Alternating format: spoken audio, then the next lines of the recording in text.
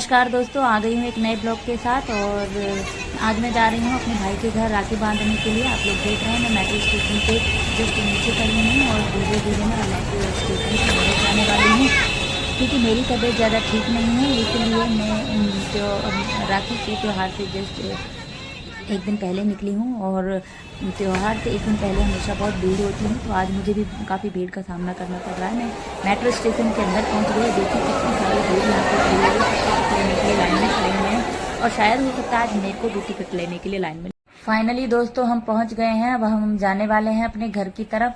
अभी हमको बहुत टाइम अपने घर पर जाने में लगेगा और हम मेट्रो से उतरकर मेट्रो स्टेशन पर आ गए हैं। और अब हम नीचे मेट्रो स्टेशन से उतर के नीचे की तरफ जाएंगे, जो कि हमने अपने भाई को पहले ही कॉल कर दिया है। तो काफ़ी टाइम हो गया हमें कॉल करे हुए, तो हमारा भाई आता होगा या तो आ भी गया हो, अभी हमको नहीं मालूम है। हम जाएंगे नीचे तब हमको पता चलेगा।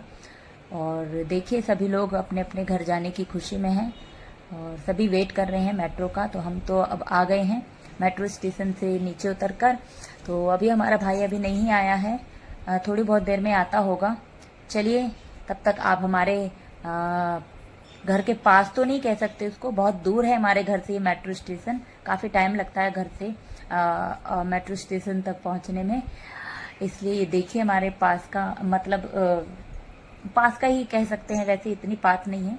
तो पास का मेट्रो स्टेशन यही पड़ता है सबसे पास, बाकी तो सारे बहुत दूर हैं। ये थोड़ा थोड़ा मतलब आधा घंटा लगता होगा मेट्रो स्टेशन तक पहुंचने में। तो यहाँ भी आप देख रहे हैं कितनी चहल पहल है और काफ़ी संख्या में यहाँ पे भीड़ भी है। तो हम पहुंच गए हैं, अब आने वाला होगा। चलिए चल।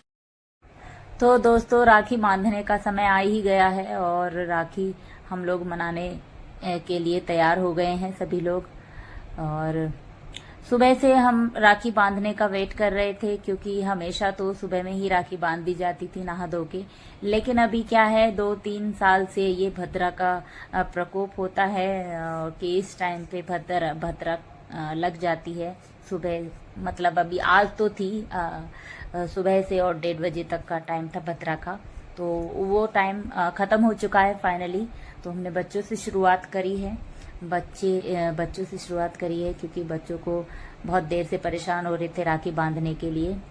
तो कृष्णा बांध रही है अपने मासी के बेटे को, राखी बांध रही है। और ये उनकी बड़ी मासी है, राखी बांध दी है और वो अपनी पसंद से राखी बंधवा रहा है।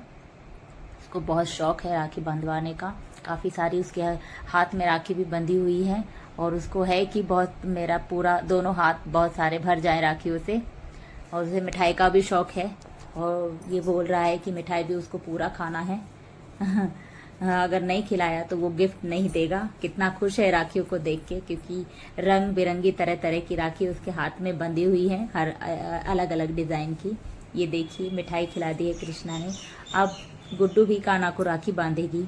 कृष्णा पहले ही बांध चुकी है कान्हा को राखी और अब गुड्डू उधर अपनी तैयारियां कर रही है राखी बांधने के लिए। और कान्हा को देखो फोन में व्यस्त है अभी कान्हा को टीका लगा रही है। और कान्हा को कोई वो नहीं है, क्योंकि सब लोगों के फ़ोन रखे हुए हैं, किसी से भी फ़ोन लेके फ़ोन देख सकता है लेकिन वो ज़्यादा देखता नहीं है। आज ये है कि सब लोग व्यस्त हैं, तो उसने सोचा कि मौके पे चौका मार लिया जाए अभी कितने सीधे तरीके से बैठा हुआ है वो अच्छे से, और राखी बंधवा रहा है अपनी बहन से। टीका लगा दिया है गुड्डू ने, अब राखी बांध रही है। मिठाई का कम शौकीन है, थोड़ा कम ही मिठाई खाता है ये। और इसकी ज़्यादा बहनें नहीं हैं, 2 ही बहनें हैं भाई, तो उसी हिसाब से इसकी कलाई में कम ही राखी मिलेंगी आपको। तो गुड्डू ने राखी बांध दी है और अब मिठाई खिलाने जा रही है इसको, मिठाई खिलाएगी। उसके बाद हम अपने भाई को राखी बांधेंगी। बच्चों को ज़्यादा जल्दी होती है, ये बहुत ज़िद भी कर रहे थे काफ़ी टाइम से, तो हमने सोचा पहले बच्चों को राखी बंधा देते हैं, फिर उसके बाद हम ये लो यहाँ गिफ्टिंग भी हो गया है बहन भाई एक दूसरे को गिफ्ट दे रहे हैं। बहन ने राखी बांध दी है। और ये देखिए इस बार की राखी मेरे लिए थोड़ी अलग थी, क्योंकि मैं बीमार थी, लेकिन भाई के साथ ये त्योहार मनाने का जज्बा और प्यार ही कुछ ऐसा था कि मैंने इसे खास तरीके से मनाने का फैसला किया। राखी से एक दिन पहले ही मेरे को तेज बुखार हो गया था। सभी लोगों ने और डॉक्टर ने भी मुझे आराम करने की सलाह दी थी, लेकिन मन को एक ही चिंता थी, इस बार राखी का त्यौहार कैसे मनाऊं। हालांकि मैंने यह तय किया कि चाहे जो भी हो जाए मैं अपने भाई के लिए राखी जरूर बांधूंगी। बीमारी के बावजूद भी मैंने थोड़ी हिम्मत जुटाई और अपने भाइयों के लिए राखी और मिठाई इकट्ठा कर ली और अपने लिए एक हल्की सी ड्रेस जिसमें मैं आरामदायक महसूस करूं चूज करने का फैसला किया। राखी वाले दिन मेरी तबीयत थोड़ी मुझे ठीक महसूस हुई।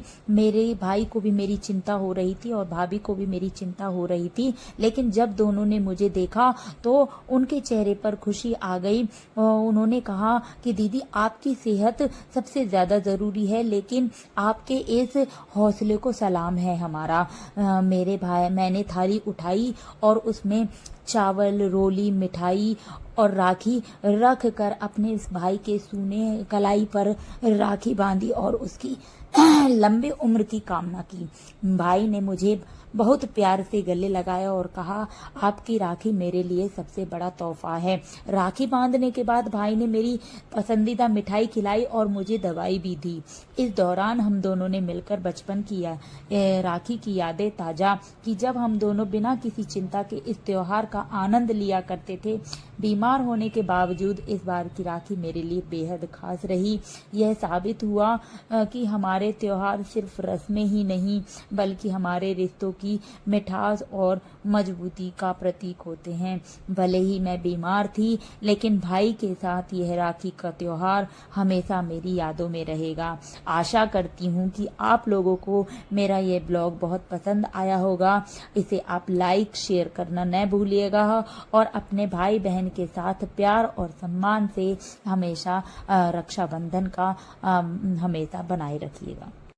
राखी बांधने के बाद हम सभी ने एक साथ बैठकर मिठाई खाई। भाई बहन के इस प्यार भरे रिश्ते को मजबूत किया। इस पल को कैमरे में कैद करना न भूली मैं। इस सफर ने मुझे यह एहसास दिलाया कि मायके की ओर जाने वाला हर रास्ता अपने आप में खास होता है, क्योंकि वहाँ हमारे बचपन की यादें बसी होती हैं। इस राखी पर